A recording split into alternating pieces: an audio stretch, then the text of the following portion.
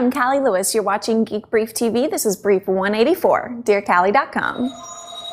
The first question I know a lot of you already know the answer to, but I also know that a lot of you don't know because I get this question a lot and it's a really useful bit of information. The question: when I connect my iPod to another computer, it wipes off what I had on there. Is there a way around that so that I can keep what I had and add additional stuff from a second iTunes collection? You have a couple of options. There are some third-party apps like a company called Floola, F-L-O-O-L-A, that allow you to manage your iPod without iTunes, but really, you already have what you need in iTunes. When you connect your iPod to a different computer, it'll give you a warning asking you if you want to erase the information on the iPod and sync it with the new library. Just say no. Actually, it's the cancel button. Then click on your iPod name in the left-hand column. You'll see an option at the bottom called Manually Manage Music. Check that box. Now all you have to do is drag the items you want from the new library onto your iPod. It won't mess with your existing songs or podcasts. Cool, huh? Second question.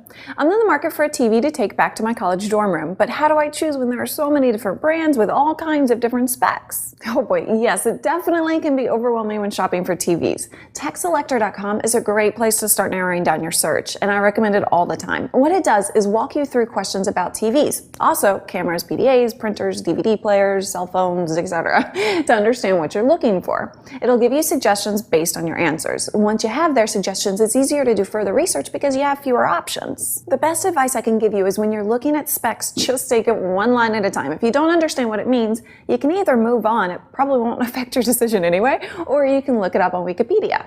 Here are a few important things to consider. 1. Connections.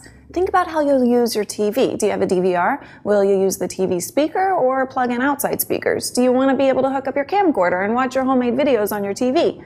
Then you choose the TV that has the appropriate connections. 2. Contrast ratio. This is important. It's how dark the blacks are and how white the whites are. Set a budget for the TV and then get the highest contrast ratio that fits in that budget. 3. HD tuner. Not every HD TV has a built-in HD tuner, so that'll be important to look at if you want to receive over-the-air HD. I'm a big fan of Vizio HD TVs because they're doing a great job adding the features that consumers want while keeping prices low. Good luck, and let me know which one you choose. Third question, and this one I get a lot as well.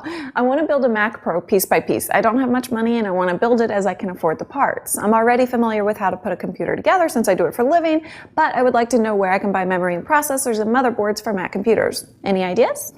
Apple's quality control standards make building a DIY Mac virtually impossible. Even though the basic components of a PC and a Mac are the same, the hard drive, the motherboard, the optical drives, RAM, processor, Apple designs each machine using components optimized for that particular model. So, I asked Mark Taylor from TaylorMark.com to verify my answer. He's the genius that the geniuses at the Genius Bar send you to when they can't fix your Mac. He suggested buying a used Mac from eBay and upgrading it. Check out Otherworld Computing. It's at MacSales.com. They sell Apple upgrade components, and they don't just list the products they sell. The website has a wizard that walks you through the component selection process based on the Mac model you're wanting to upgrade. That ensures you won't end up with incompatible parts. Also, you can bounce over to the Apple Outlet store for good deals on refurbished Macs and discounted stuff. Bounce over. Fourth question. I just got a Mac Pro because I'm starting my own film editing production company. Okay, hold on. I have to break in here because this is a 14-year-old girl. Wow. Okay, back to the question. At the back of the Mac Pro is an optical audio input-output. Is the sound quality on the optical plugs better than regular speakers, and what are the best speakers to use with the Mac Pro? You're right, the built-in speaker on the Mac Pro is weak. It isn't intended to be your primary audio source. Just about any external speakers will improve the quality of the sound. I really like the Altec Lansing FX6021 2.1 system because it sounds great and it looks great with the Mac Pro. To answer your question technically, yes, optical plugs provide better audio than you get with a regular 1/8" jack. I'll tell you a secret though, I can't tell a difference. Audiophiles can, or at least they say they can.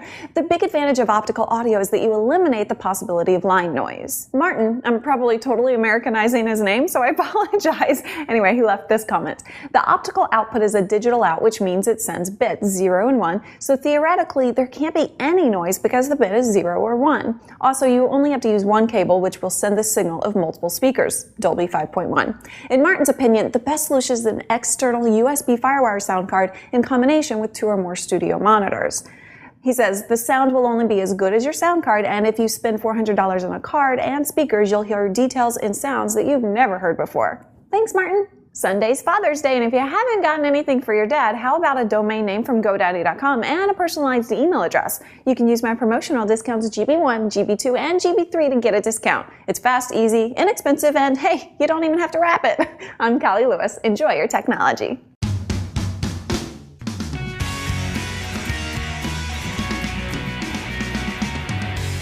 Done.